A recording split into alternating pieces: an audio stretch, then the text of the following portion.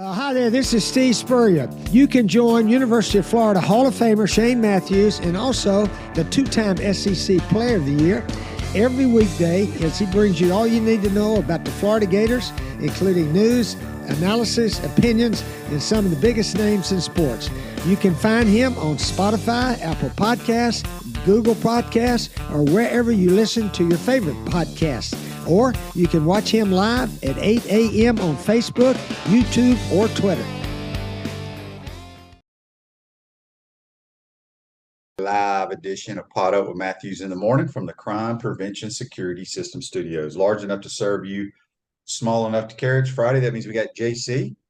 And then I believe Seth Harp or either Kyle Crooks will finish up today's program. Orange and blue game. I didn't see one play. I know nothing about it. I'm sure people will chime in. It was a 10-7 victory by the Orange team.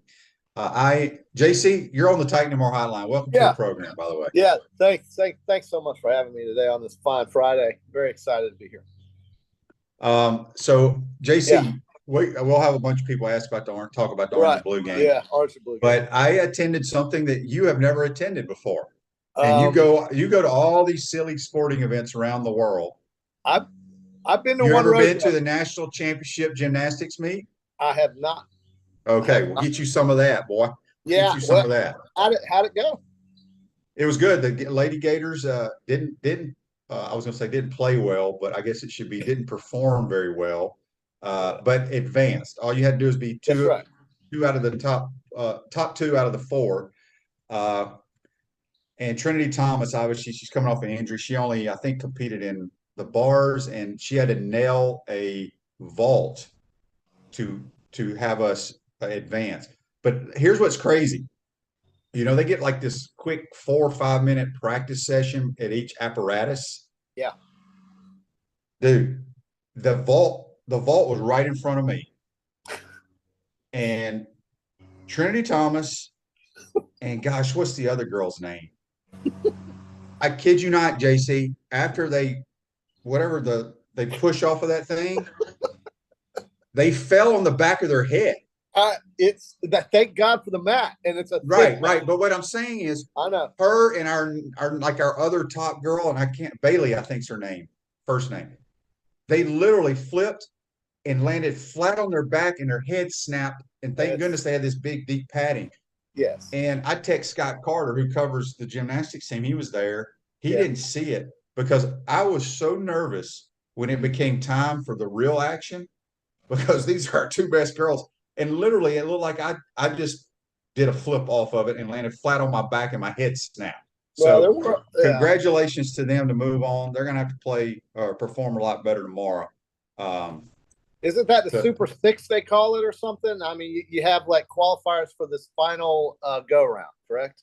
So there's 8 total teams. Oh, there's 8 now? There was 2 sessions. The top 2 from each team go tomorrow and compete for the national title. Obviously, Oklahoma's the favorite. Who are the other ones? You got Oklahoma, Florida, and who? I know Oklahoma. I think it's Oklahoma, Florida, LSU, and I don't remember who the other one is. All right.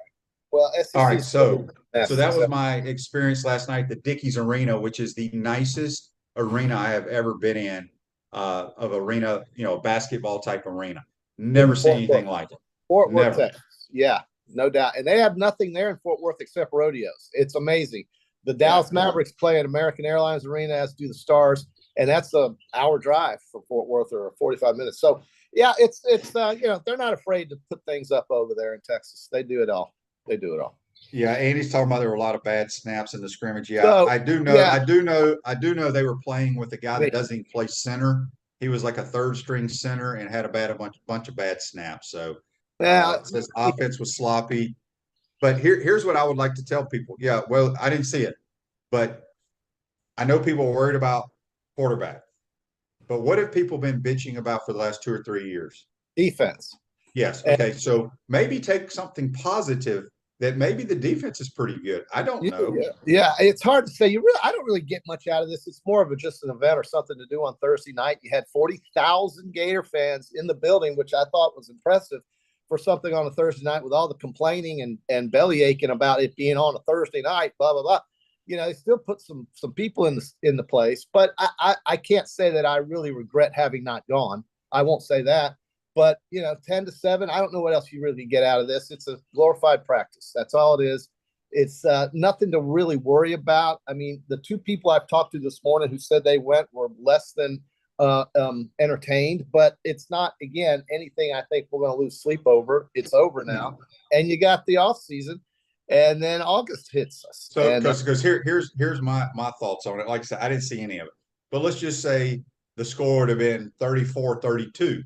Then you would have been complaining about you can't stop anybody, you can't rush quarterback, you can't touch quarterback, you can't cover anybody, you got no linebackers, you got no corners, nobody in the safety, nobody's rushing. It sucks. Yeah, I get it, and that's why I don't take it that seriously. But what would it be like if they did something a little different? And I know it won't happen, but it would be kind of cool if they say like what they do in the NFL when the Saints scrimmage against the Falcons or the Bills scrimmage against the Jets somewhere.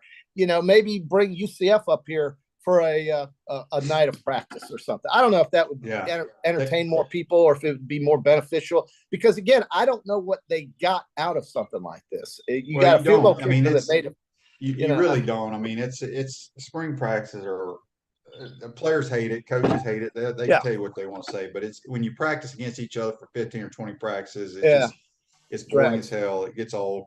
So it's Oklahoma. Dan Bond was there yesterday. He's our gymnastics specialist, correspondent, analyst. It's Oklahoma, Utah, LSU, and Florida. Boy, those are some good teams. Okay, yeah, but you always got SEC representation in gymnastics. Always, always, always.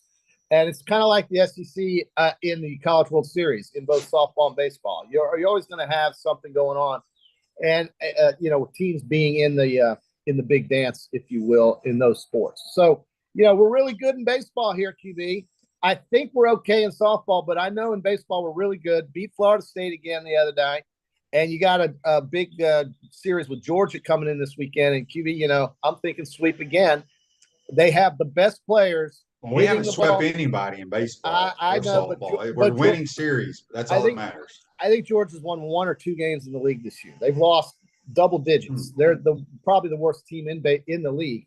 I will tell you that this team, to me, from what I've seen so far, and I've actually looked at D1 baseball and gone on and checked out some of the other teams, I think this team, and maybe this is premature, but I think they have the best hitters and the best pitchers in baseball. So we'll see if that correlates to something that will enable us to talk about something much bigger as we go into May. Because remember, May, we're getting close, folks. I mean, this is just a couple of weeks to go before we start talking postseason.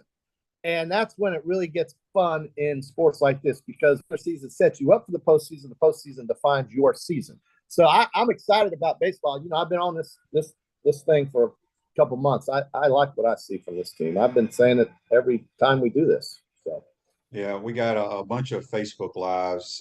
Joshua says, JC, it was fun atmosphere.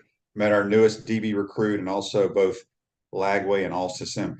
I will say this: the Gators picked up another 5-star recruit last night. I don't know. Okay. I think he plays defense, but they are doing very well on the recruiting front. On the verbal commitments.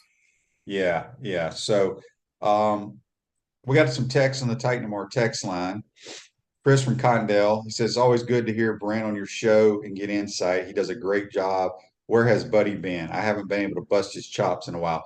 Well, Buddy comes on Tuesdays. I take Tuesdays off because of our schedule. But as again, folks, I want to say it's the week of, I don't know if a Monday's the 24th or 25th of April. We will be back 5 days a week, live, coming to you live every day. So make sure you tune in there. I got a text here from Andy on the Titan More text line. He says the orange and blue game is hard to watch at times, but Johnny Townsend's pregame tailgate was fantastic. Oh. They mentioned there were over 140 former Gator players in attendance. Wow. This guy, of course, was the nicest and most gracious I spoke to. He sent me a picture of him and Luke at the tailgate. There you go. Yeah. So appreciate that text, Andy. Good picture of you and my youngin. Check out this. Your youngin went to the orange and blue game last night, and one of my 2 youngins went to Taylor Swift. Oh, dear Lord. I mean, no, he was coerced into going to see Taylor Swift. So speaking of Taylor Swift, by his girlfriend. So when my daughter was probably, middle school age, whatever that is. I remember I had to take her and 3 of her friends to Orlando for Taylor Swift. Okay. Yeah. I think I was the only male. It seemed like I was the only male in the entire building. Well, go a few years later, Taylor Swift came back. They were old enough to, so basically I dropped their asses off at the Yeah. whatever. Right. What is the Orlando arena called? Amway. Amway. I dropped them off at the Amway, and I went to a restaurant, had a nice dinner, and then went back and picked them up and drove back to Gainesville. Well, I don't know. I don't know if her mom knew I dropped them off, but I did. Yeah, well, it doesn't matter now. What concerns me though is the video that Sam sent had him actually singing the words of the song that was being sung on the stage, which makes me think that Sam is a big Taylor Swift fan, because I know his girl is, and she brought his ass down there to Tampa to watch that. And they drove from St. Augustine, so God bless the Taylor Swift fans. But hey, whatever makes them happy. I'm glad they got to go. And apparently she's still playing tonight. There's more action tonight down there at Raymond James. But speaking of Tampa, QB, the story in Tampa is actually in St. Petersburg. But there's also hockey playoffs starting on Monday with Toronto. So Tampa's about to fire up. You got Taylor Swift, you got the best team in baseball right now, and you got hockey playoffs starting, which are always great on Monday night. So Tampa's the place to be right now. Has a Major League Baseball team ever started 13-0? I can't remember I don't know, but these guys are beating everybody's brains out. It's incredible what Cash does as a manager there with the resources they have. I think one of the journalists in Orlando who writes, I think it was Bianchi or somebody, was begging for the Rays to move to Orlando, which is laughable. But I think if the Rays had a building in Hillsborough County, you'd see more fans show up. That's the issue with the Rays. Yeah, Andy says here on Facebook Live, brought to you by Mel-in-Law, Des Watson, Ricky Pearsall, Caleb Douglas stayed on the field very late after the game until every kid got their picture and autograph. Well, good for those guys. That's great. Yeah, that's I want to say, at least in the spring game, they'll let once the game is over, they'll let fans come onto the field and let kids run around and all that good stuff. So take what you want out of the spring game. I think they're a waste of time, quite honestly. I think it's good. It's a way you can bring your young kids there. And like I said, we could have scored a bunch of points and people will be worried about the defense. Hopefully the defense is looks like it's much improved, and Austin Armstrong is going to bring some energy to it. So we shall see. Of course, Andy lets us know the Milwaukee Brewers started 13-0 in 1980. Of course, Andy would know that. Way to go, Andy. Good job, buddy. But I think aren't there co-defensive coordinators on this team? No, Austin Armstrong. I'm pretty sure he's the guy. What about Sean Spencer? Is he not a co-coordinator? I think he's a defensive line coach. All right. Sean, they may have the title, but Austin Armstrong is in charge. At Chris Doring Mortgage, they do mortgage lending, right? Helping home buyers throughout Gainesville and North Central Florida. Call Chris Doring Mortgage today at 352-244-0840. I'm sure. I wonder if the Chris Doring Mortgage tailgate tent was up yesterday at the Gator Walk. I've been there. Of course you have. I've been there. It's amazing is that he doesn't even get to go because he's working for the SEC network. So I think he did. I think he did our game. Yeah. Okay. Well, I mean during the regular season. I'm saying during right.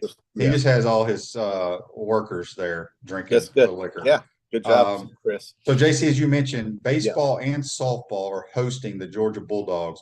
I believe Georgia softball is in the top 10.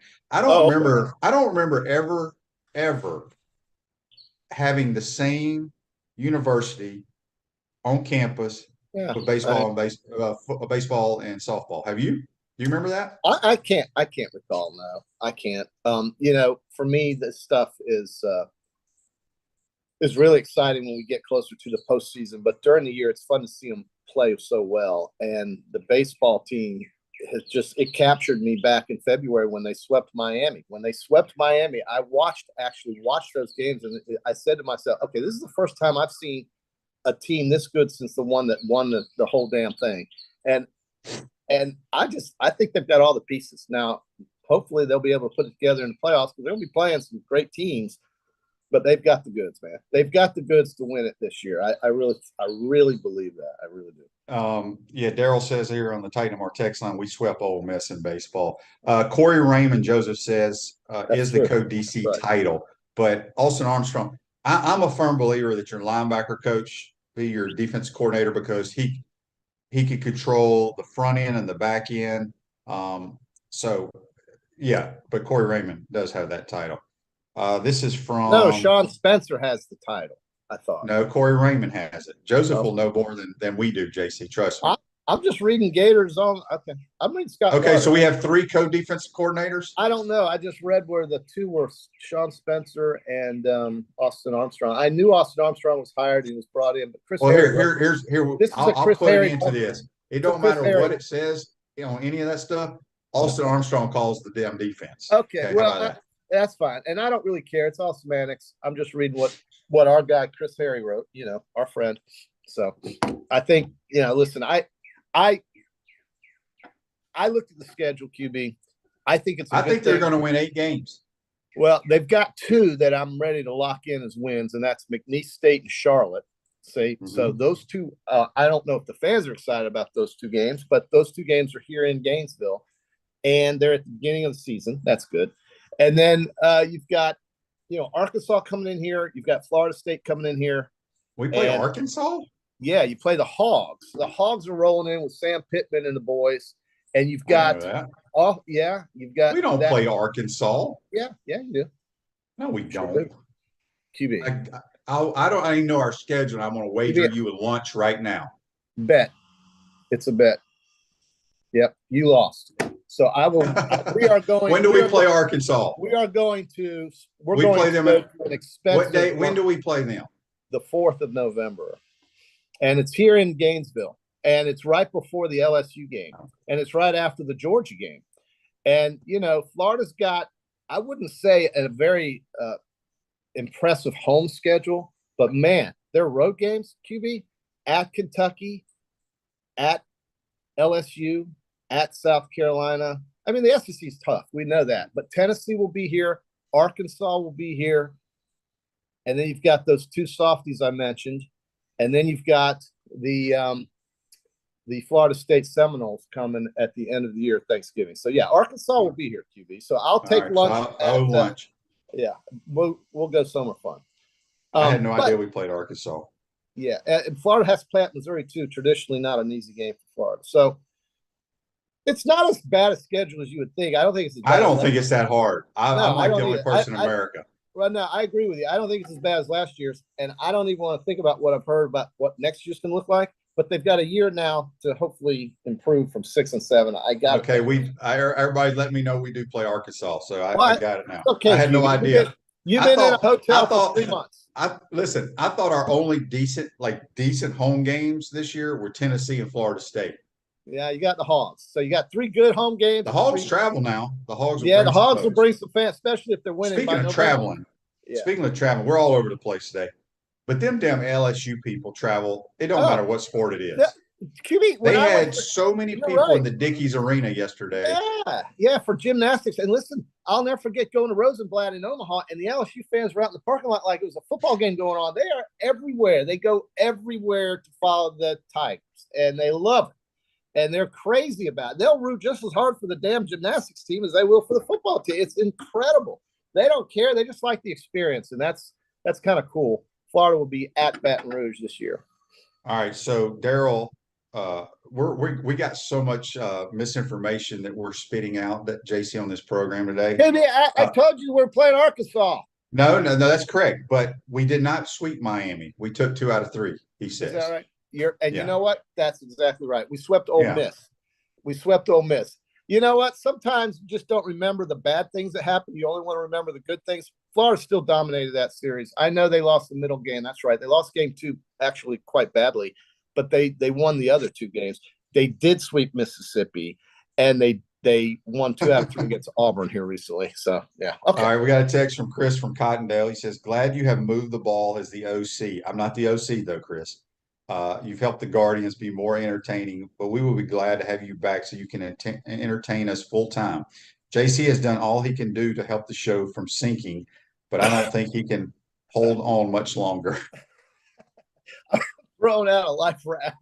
I'm throwing it out there.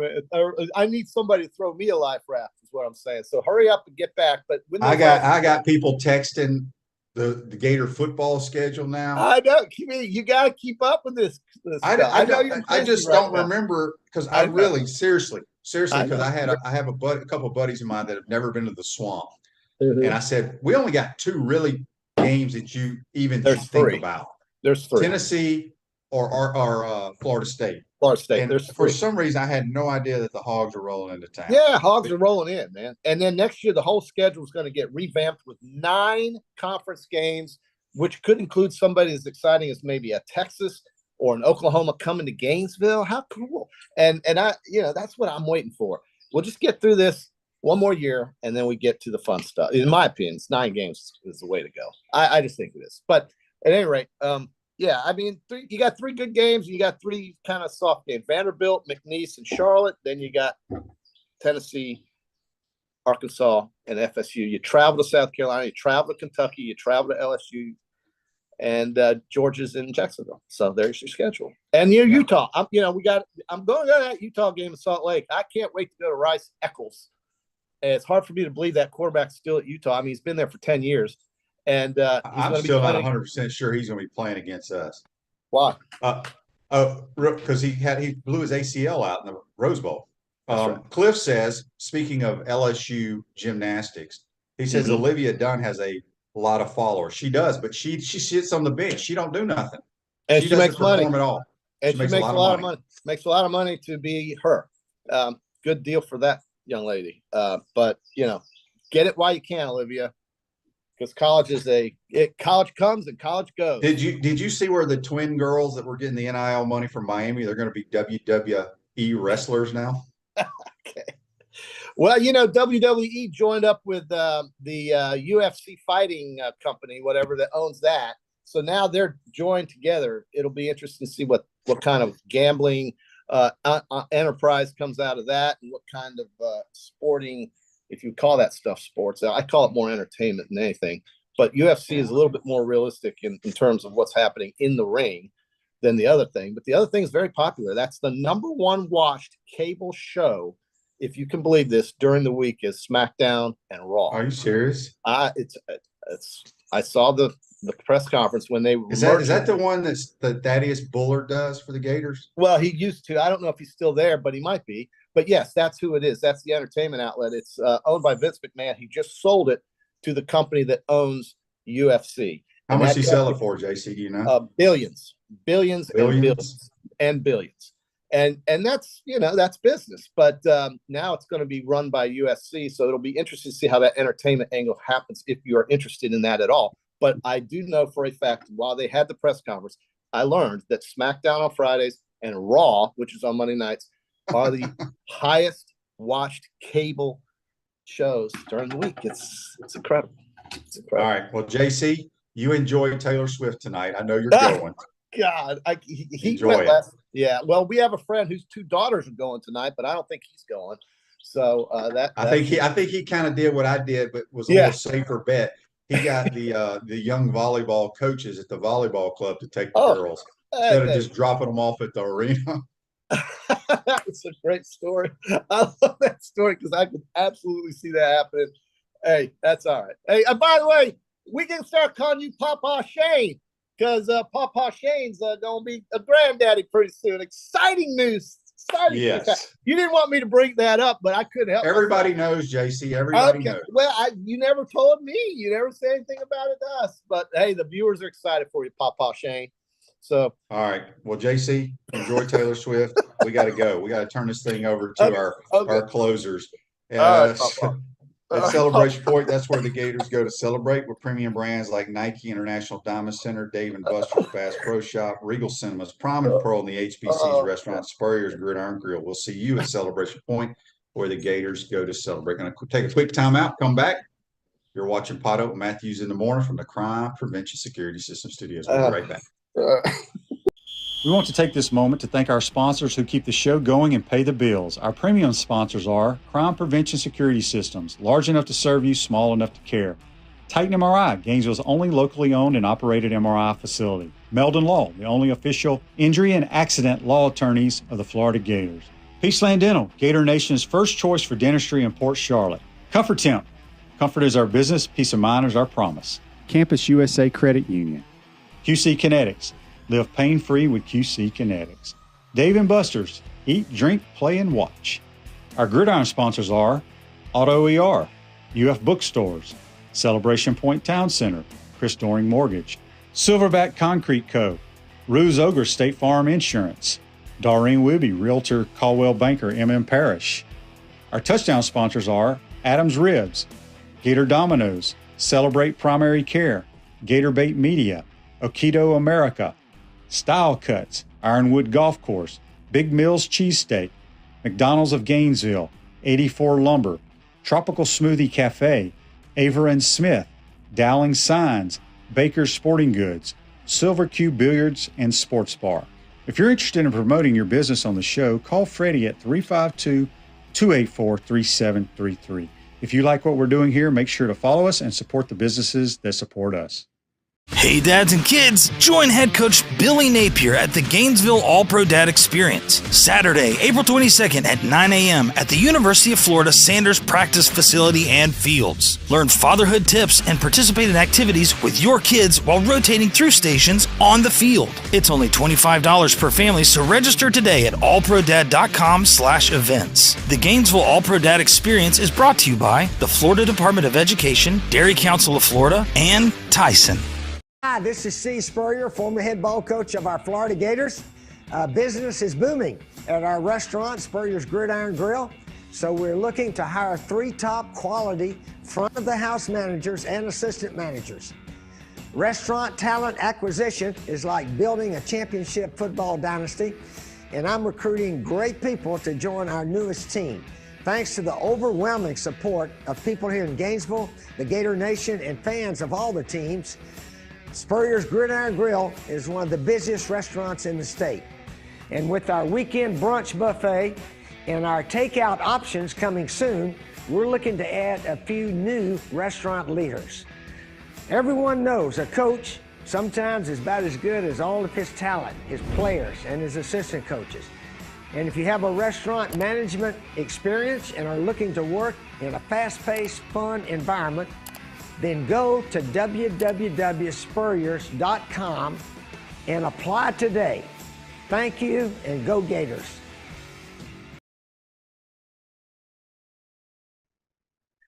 Well, happy Friday to you. Seth Harp, HarpOnSports with you here as we start to turn our attention, right, into what? Into the full depth of baseball season, the full depth of summer sports.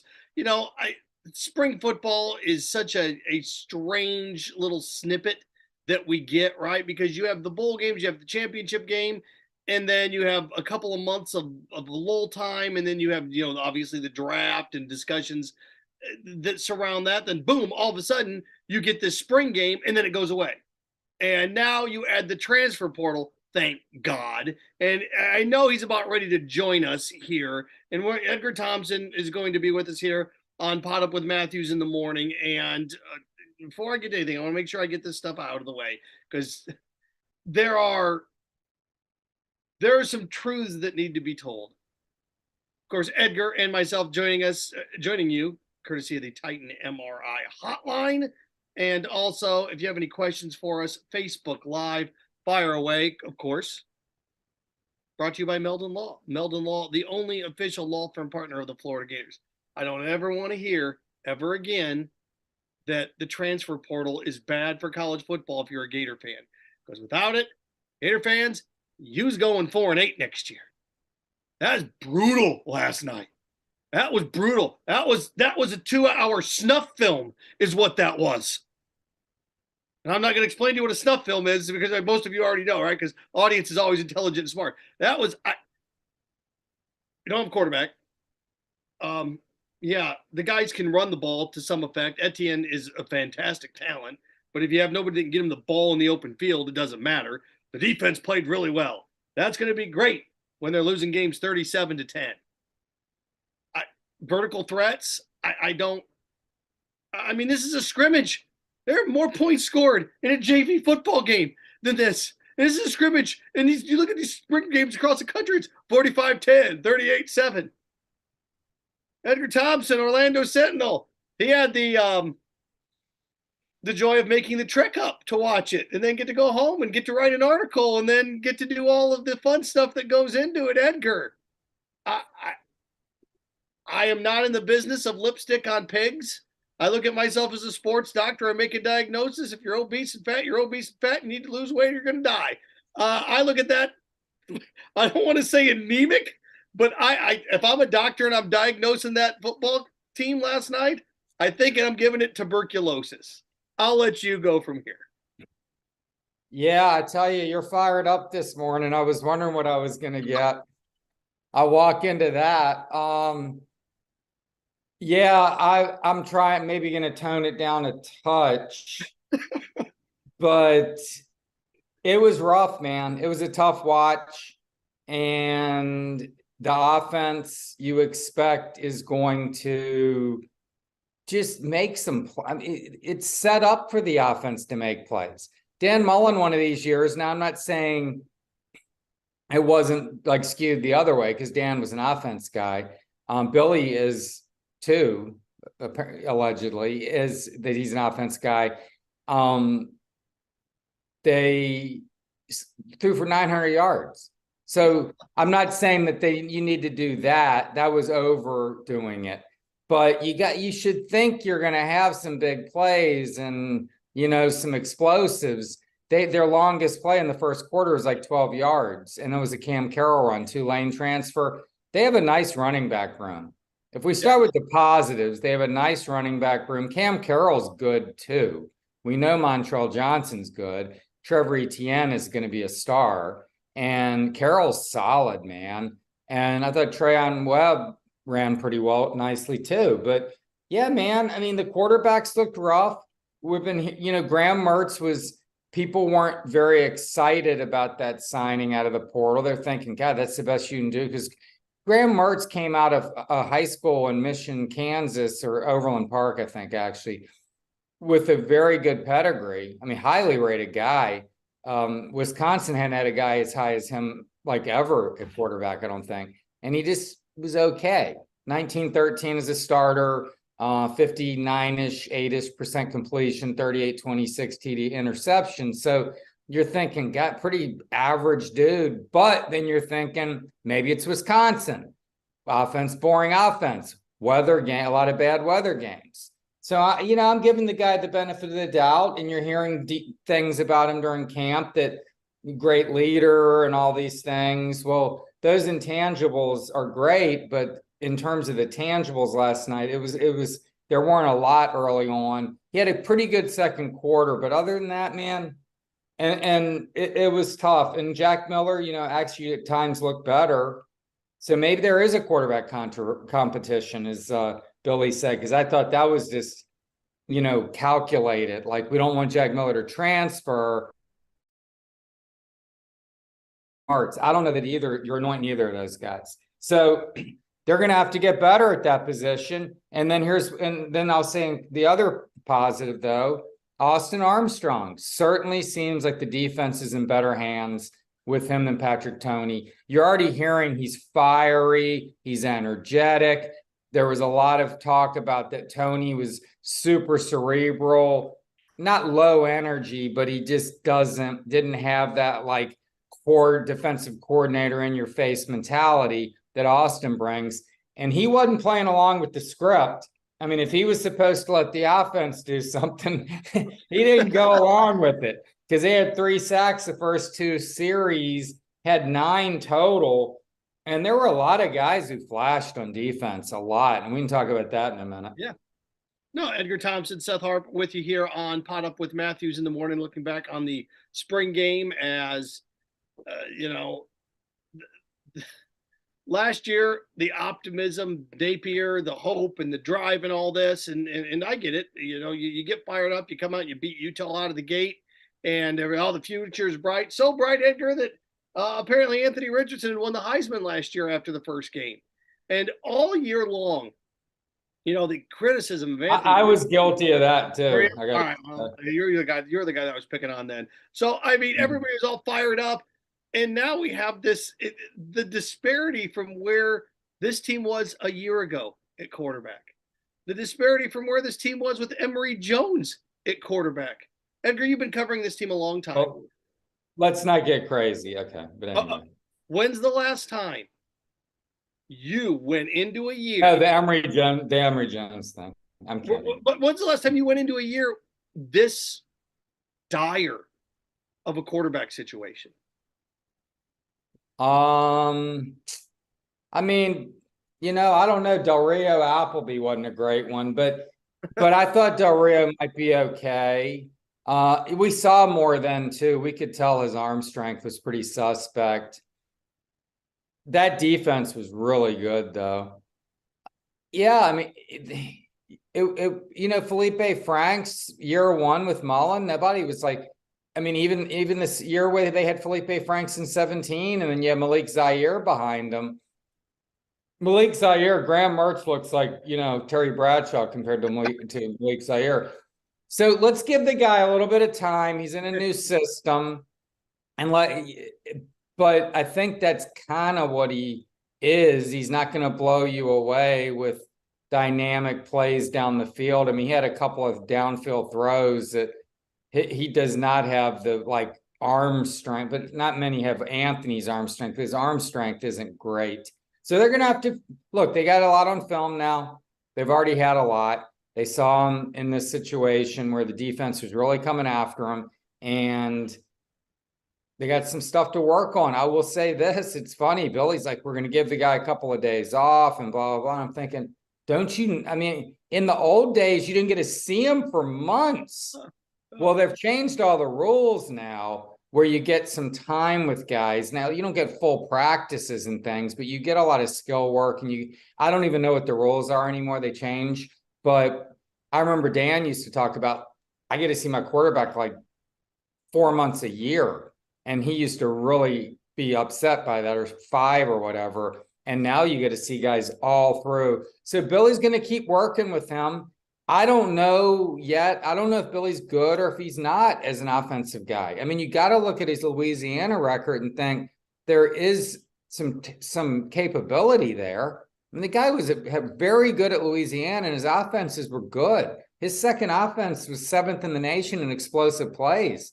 It was, high up there in scoring, 37, almost 38 points a game. So you got to think that the guy knows what he's doing. I mean, I was talking to, it was Russ Callaway the other day, the tight ends coach, whose father, by the way, played for Bear Bryant 73 to 76, back when the line with John Hanna and stuff. Pretty impressive. So his dad's like a 45-year offensive line coach. And Russ has grown up around the game, obviously. And he just gushed about Billy, his ability to scheme, his ability to respond to what you're doing to his responses to you. There's a lot of reasons to think that Billy Napier knows how to coach offense well. And I'm not seeing it all the time or very much really. And last night certainly didn't breed any confidence there, but again, do I read a lot in the spring games? If I'm not going to read a lot into a great performance in a spring game, which I typically don't, or I never do, am I going to just read a lot into a bad one? That's unfair. Yeah, I get it. I think about my time in Jacksonville covering the Jaguars during 2-a-days leading up to the season. It was, oh man, this team, we're elite. Oh, we have so many receivers, we don't know what we're going to do. Oh, and then go 4-12. So look, I'm not after last night, man. It was rough, but Jack Miller, here's one thing, the defense, like I said, I don't think that Austin Armstrong played along. And what Billy had a good quote about that. That's why I was kind of looking at his iPad. I wasn't ignoring you. He said, here was Billy's quote: "To each his own. We did pressure tonight. That's the personality and temperament of the play callers. That's their decision. basically meaning, hey, if he was coming after us, and that's up to him if he wants to play it that way. And I don't know that Billy knew that was what was coming. But then Jack Miller also asked about the vanilla game plan and how he would characterize it. And he said day one install. So he basically was saying they didn't show or really do anything. Now, that was a rough day one. I will say that if that was day one install, day one was not a great day. Edgar Thompson, Orlando Sentinel, Seth Harp with you here, Podup with Matthews in the morning, brought to you in part by Ruse Ogra, State Farm Insurance, dedicated team of insurance professionals ready to help you in your life go in the right direction with the right insurance options for you and your family. Visit them at ograinsurance.com. That's OGRA insurance.com. Also, via phone, 352-240-1779. That's 352-240-1779. Larry writes in, I'm not really concerned about the quarterback situation. The defense was not letting them play their game. Don't make it more than it is at this point. Well, that's a good thing when you get into SEC play because they let you do what you want to do on offense. So, Larry. No, but he's fair. Yes, I'm not. We really shouldn't read too much. But again, I mean, we're watching this, and it's just there's just no dynamism to what we're watching. There's no real explosives. The big plays were, Caleb Douglas had a nice catch. Princely Umamilan's covering him. I mean, he got him in a bad coverage. There was a really nice play to throw. The best throw of the night, I think, was a nice 19-yarder to Xavier Henderson, Mertz, that is. Really good throw. I mean, Kamari Wilson was on him. He's not a cornerback. So you put an elite cornerback on Henderson, who's your top 3 receiver, and not complete that one. So I'm just saying there wasn't a whole lot to take from that offensively in the passing game where you're oh, okay, as we've stated many times now. Something I want to ask you, there's a couple other things here. Here's one other point. Anthony Richardson started last year 8-9 for 117 yards, led 2 touchdown drives. That's what the spring game's supposed to look like. Yeah. But I heard last year that he's a loser. He's not any good. I can't wait for him to go. Anthony Richardson at the end of the year. I'm saying, but then he goes in and has a very up and down season where he didn't always play to his talent level. So what I'm saying is spring game, he was spot on. Spring game is like spring training practice, when you're facing guys at AA and AAA at the bigs. You better get a hit. If you're 1 of 38 in spring training in baseball, I'm going to have some concerns. I want to ask about Lane Kiffin, what Lane Kiffin tweeted at Florida last night. But I want to ask first about, because you were in the press conference. I don't know if you're the one that asked the question about the portal, but no, about the quarterback in the situation in the portal. And Billy said we're going to explore it. Who's out? What on earth? I don't know if there's any in between the lines stuff there, because I heard it and it just kind of disappeared. I'm like, wait, what's that? He kind of, I think, misspoke a little relative to the portal. So the portal it was Franz Beard, who's been around the Gators forever, and he asked about May 1, which is interesting. Because I thought the portal was open on May 1 to 15th. That was the dates I was hearing. Now it's April 15th. So, and then you can go Google it, and May 1 is all over the place still. It's weird, but somehow it's April 15th, which is Saturday. Okay, tomorrow it opens.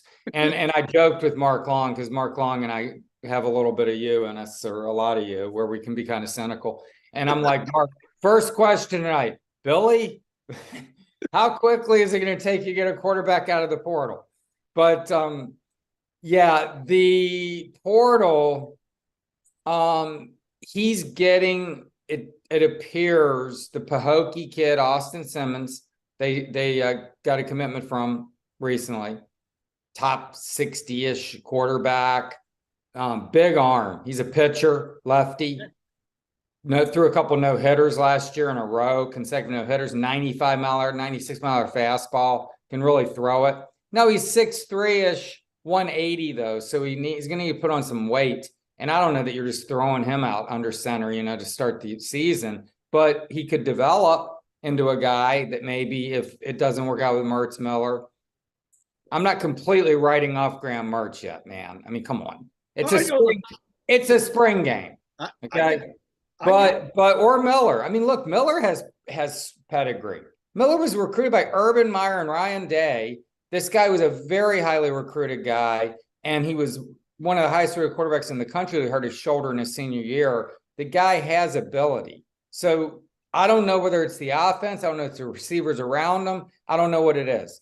But anyway, they're going to get this kid, Austin Simmons, a Pahokee kid, to reclassify. He's only a sophomore, but he's already graduated. I think he stayed back a year for one, but for two, he's a genius. He's like Josh Dobbs, the former Tennessee quarterback who was the aerospace engineer. Brilliant. This kid is apparently like off the charts bright and going to come here and like major in engineering and play football. I mean, nobody does that. It's like everybody's getting sociology degrees and stuff. And not, well, I mean, it's hard. I mean, you're working 20-hour week in football. It's all football. So to get a degree is pretty impressive in whatever it is. So this kid is really sharp. He's coming up here apparently to reclassify, is why Billy says we're already in conversations, because people are like, huh, that's tampering. Billy was connecting the portal to this kid, I think, and this kid isn't a portal guy. Edgar Thompson, Seth Harp with you here. Podup with Matthews in the morning. Lane Kiffin last night, when the offenses were struggling, he takes a picture. What, you mean the whole game? Yeah. So he takes a picture, right, of his TV screen, and then he just puts 3 fire emojis on it. And that's all he does. We know that he wanted this job. So, and I'm not going to say, what does this mean? Because, again, it doesn't really mean look, I look at it like this, and people writing in saying, stop being negative, Seth. Gators in all kinds of weather. No, that's not true. No, not in all kinds of weather. No, I am not driving the car in a flood. Okay. It's not, I know that's a nice little fun little saying, but if you don't, you have to pump the brakes every now and then, and you have to sit there and diagnose some things and say, okay, this wasn't very good. And it's okay to say it's not very good, because how can you fix it if you don't admit that it wasn't very good? I just wonder, you watched that last night in Lane, high flying offense. Here we go. Quick, fast. And what we saw last night, Edgar, this is a fan base for 30 years now that's expected offensive and fast and scoring a lot of points. Billy Napier's offense is run the ball and win football. It's the Tennessee Titans, right? It's win football games to 24-17. If he does turn it around and this team's going 9-3, is this fan base going to be happy with 24-17 wins in a 9-3 season if it's this Tennessee Titan type of organization? It's a tough sell, man. There's no doubt. And I've talked to people about this before Billy even really started coaching, that's his style of play. Again, though, if you go look at Louisiana, they were pretty high scoring and a lot of explosives, but that was Sun Belt Conference football. It wasn't SEC football. So we're just going to see how it translates, man. There's a lot of pressure. I'm sure Billy's feeling. Not pressure. He's not in the hot seat and all this stuff. But these hires need to work out. I mean, Scott Strickland, there's pressure on. I guarantee that. And love Scott. Scott's a great guy. We love dealing with him. He's hyper, articulate, very intelligent guy. I mean, he's very helpful. He's accessible. We as the media love the guy. But I mean, man, this needs to work out for him. And we all know that. And it needs to work out for Billy. But Scott, it's tough, man. And it's in the fan base. Patience is, I don't have patience for anything. I mean, but most people are not patient, but it gets you in trouble. So Billy's got to be, and he's got to just stay the course, and that's what he's going to do. But yeah, 9-3 seasons, winning football games, grinding them out. It's how Boone played. It's how Ron Zook played to a degree. And it's not appealing, and the fan base doesn't want that. They're used to Spurrier, or they're used to the Urban years with Tebow and Harvin, and all those explosive playmakers. Plus, those defenses were nails.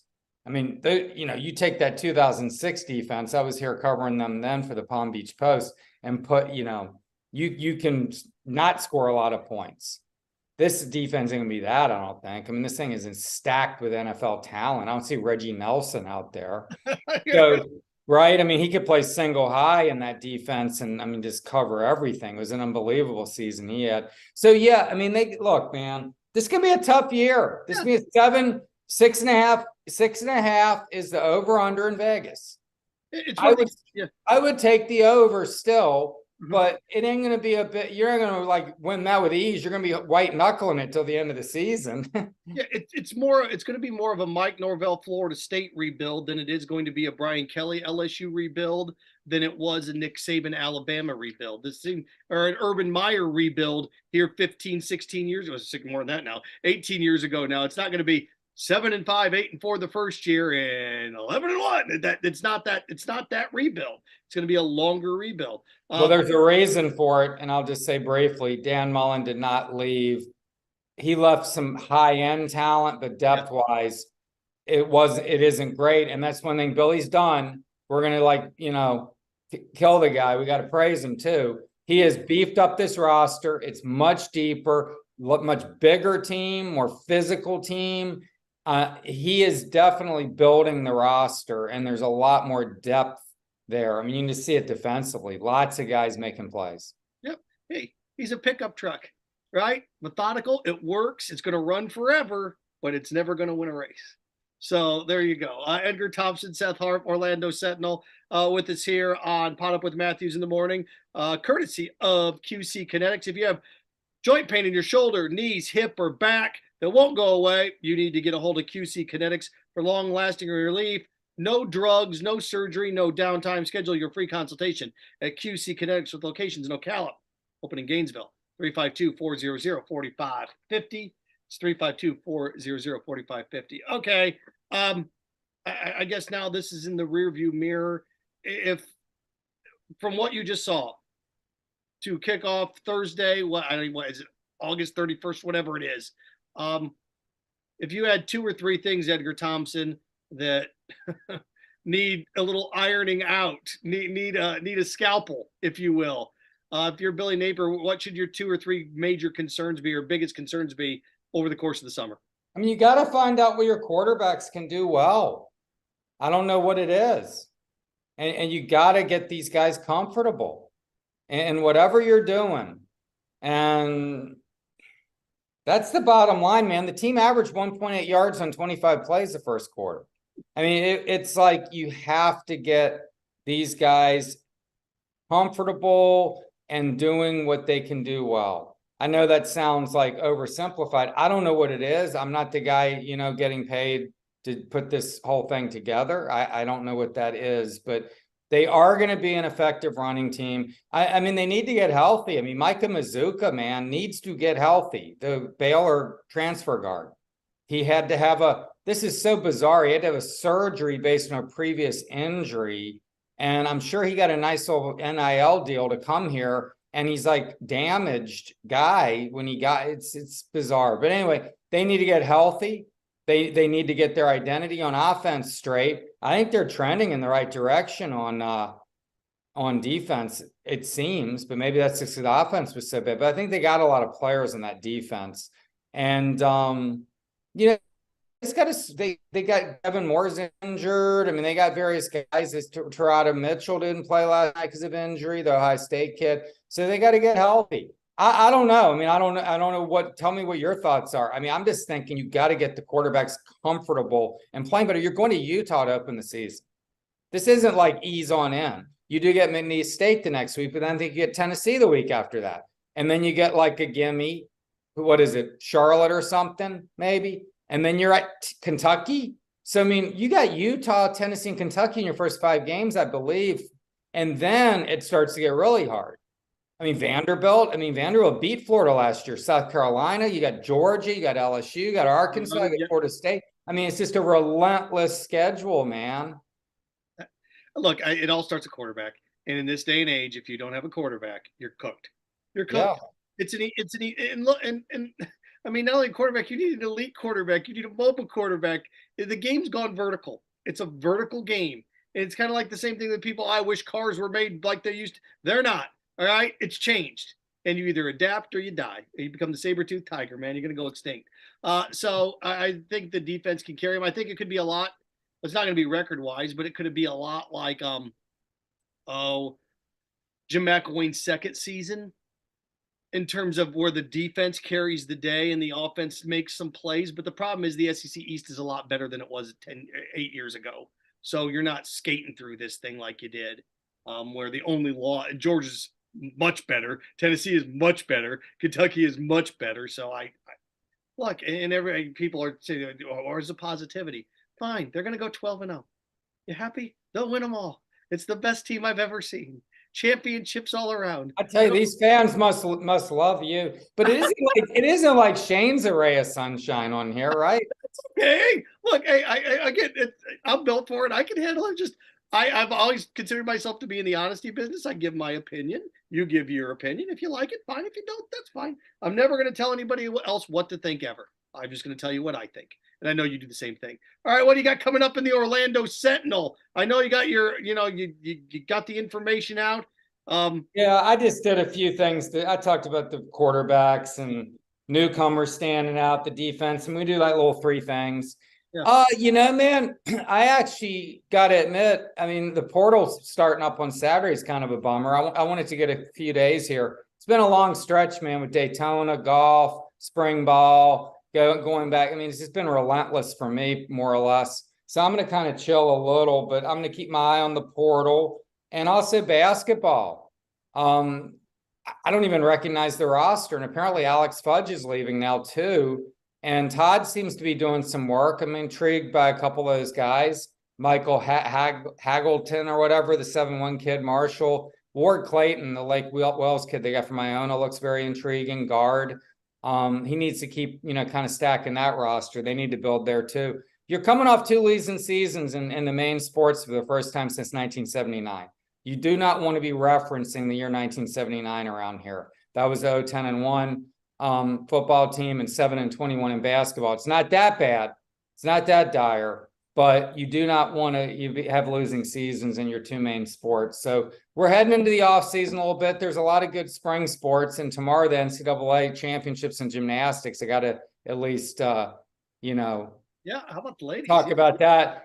I just wrote a big feature on Trinity Thomas. I mean, there's not a better athlete or representative of the Gators on campus. She's unbelievable. And she actually performed despite her injury in her lower leg, 9.95 and 9.9 on 2 events, didn't compete in the floor or the balance beam because of this injury. We'll see how she goes tomorrow. It's going to be tough to win without her, which would be kind of a crushing way for a career to end.